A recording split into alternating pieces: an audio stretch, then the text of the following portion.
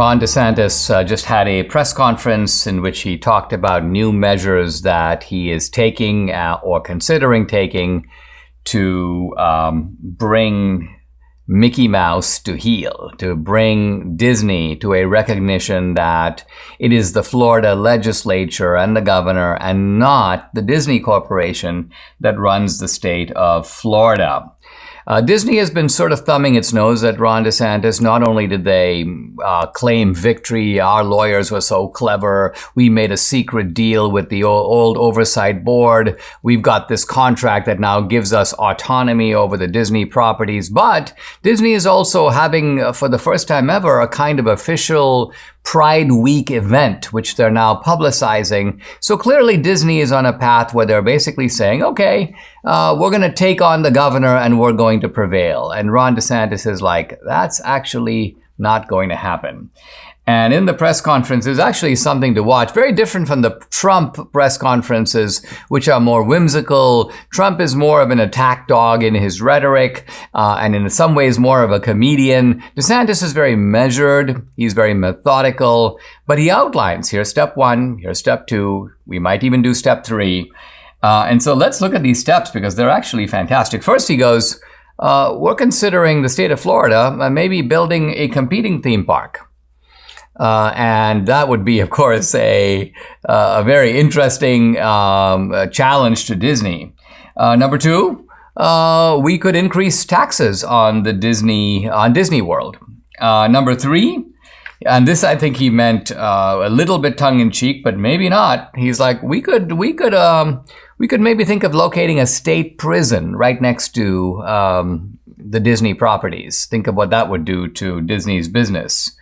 And then he goes, this new oversight board is going to get together and fire the staff that worked for the old board, take over this development oversight, and we're going to take the so-called agreement that Disney claims to have made. DeSantis goes, this agreement is a legal fiction, because the Disney people are like, we've got an agreement, it's a contract, it's for 20 years, it's for a long time, and you can't do anything about it. And DeSantis is like, actually, this is nonsense. He goes, quote, it was basically like a legal fiction they negotiated with themselves to give themselves the ability to maintain this self-governing status. What he's getting at is that the old agreement wasn't in fact a genuine negotiation with the state of Florida. It was essentially Disney kind of navigating the process, having a sort of a de facto, but almost a public hearing that wasn't really a public hearing. It's managed by the Disney team and the Disney lawyers. Okay, we've had a public hearing. Okay, fine. Now this is what we all agreed to. So DeSantis is saying that's not really going to fly. When the legislature steps in and they pass laws, the courts are obliged to respect those laws. And those laws, by the way, have overriding significance. In other words, think of it. You can have a contract with your employer, but if the federal government steps in and decides to impose a tax, for example, there's no way around it. You have to pay the tax. Similarly here, whatever agreement is made, that agreement is going to be subject to laws passed by the state of Florida.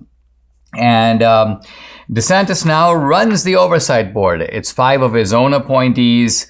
He's also talked about doing state inspections of the theme parks. I didn't know this, but evidently the state of Florida does inspect theme parks, but there are certain theme parks, Disney, Universal Studios, SeaWorld, Busch Gardens, that have an exemption, that are just by the grace of the state of Florida not inspected in this way. So DeSantis goes, not necessarily that we're going to inspect them all, but we're going to inspect you. We're going to inspect Disney. Now, of course, the left is howling and screaming, oh, he's singling out Disney, oh, he's punishing Disney. And my point is, sure, if I were DeSantis, I'd go, well, yeah, I am singling them out. I am trying to teach them a lesson. And so this becomes at some level a contest of power between a very powerful corporation that basically thinks it has the run of the way of, it makes its own rules, it runs its own operations, the state of Florida can butt out. And Ron DeSantis is saying that's not actually how it works in a democracy.